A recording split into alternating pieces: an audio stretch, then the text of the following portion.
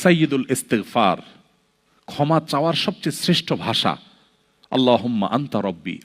কত মধুময়, কত অর্থবহ, কত ঈমান জাগানিয়া, কত আপনার ঈমানি স্বাদ জাগ্রত করার মতো একটা দোয়া। আল্লাহুম্মা আনতা রব্বি, আল্লাহ আপনি আমার রব, আপনি আমার পালনকর্তা।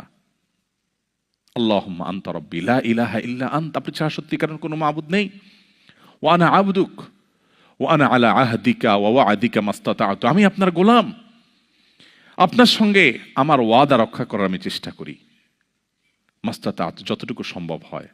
আউযু বিকা মিন শাররি মা সানাত, আল্লাহ যে অপকর্ম আমি করে ফেলেছি, যে গুনাহ আমি করে ফেলেছি, এই গুনাহের যে ক্ষতি, এটা থেকে আমি আপনার কাছে পানা চাই, আমাকে যেন জাহান্নাম গ্রাস না করে, এই গুনাহের ফলে দুনিয়া যেন আমার ক্ষতি না করে। আউযু বিকা মিন শাররি মা সানাত আবুউ লাকা বিনি'মাতিকা আলাই, আল্লাহ আপনি কত নেয়ামত দিয়েছেন আমাকে, কত মানুষ কত কষ্টে আছে, আমাকে কত সুন্দর লাইফ আপনি দিয়েছেন। ওয়া আবুউ লাকা বিযামবি, এত ভালো লাইফ দেওয়ার পরও আমি আপনার নাফরমানি করেছি, সেটাও আমি স্বীকার করি।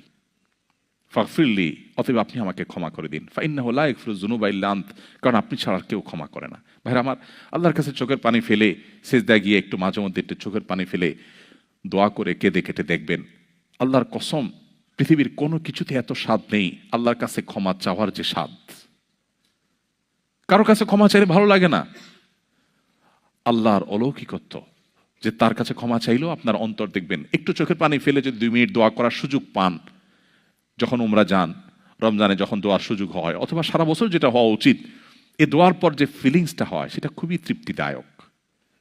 একটু চোখের পানি ফেলার পর, একটু দোয়া করার পর অসম্ভব ভালো লাগা কাজ করে, যেটা পৃথিবীতে অন্য কোথাও হয় না। কারোর ভয়ে কাঁদলে আপনার ভালো লাগবে না, বাট আল্লাহর ভয়ে কাঁদার পর আপনার ভালো লাগা কাজ করবে।